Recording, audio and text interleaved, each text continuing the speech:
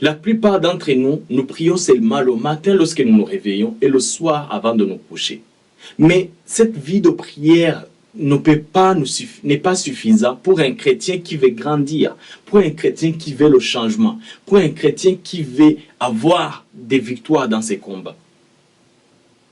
La Bible nous dit de prier sans cesse pour surmonter les tentations, pour rester debout, pour avoir la force. En Luc 21, 36 nous dit de veiller et prier sans cesse pour avoir la force de surmonter des choses qui vont nous arriver. Il y a le mauvais jour qui arrive à chacun de nous. Mais comment tu vas surmonter le mauvais jour qui va arriver si tu n'as pas cette vie de prière? Le Seigneur Jésus nous a montré un bon exemple. Malgré son emploi du temps qui était chargé, il guérissait, il faisait des miracles, il visitait des gens, il prêchait la parole de Dieu. Mais malgré tout ça, il se retirait à un moment donné pour aller prier. Il priait la nuit, il priait dans la journée. Il se retirait pour aller prier parce qu'il savait que la prière nous recharge. La prière a quelque chose qu'elle apporte dans la vie d'un enfant de Dieu. Ça nous donne la force. Il y a des combats que nous ne voyons pas avec les yeux physiques. Mais dans le monde spirituel, il y a quelque chose qui arrive lorsque nous prions. Alors, aujourd'hui, j'exhorte une personne qui a baissé sa vie de prière.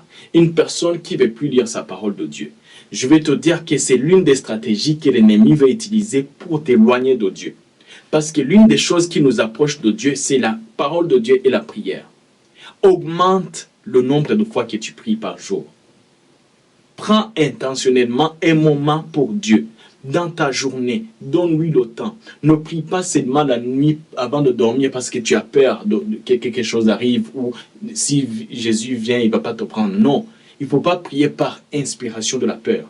Mais il faut commencer à prier comme un chrétien qui sait qu'il est en combat spirituel. Prie pour les malades, prie pour ta famille, prie pour tes projets, prie.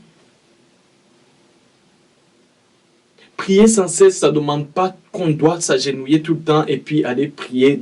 Non, tu peux prier dans ton cœur. Tu peux t'enfermer parce que Dieu, il est à l'intérieur. Je prie aujourd'hui qu'une personne arrive à comprendre ce message. Ne laisse pas Satan enlever la parole de Dieu dans ta vie.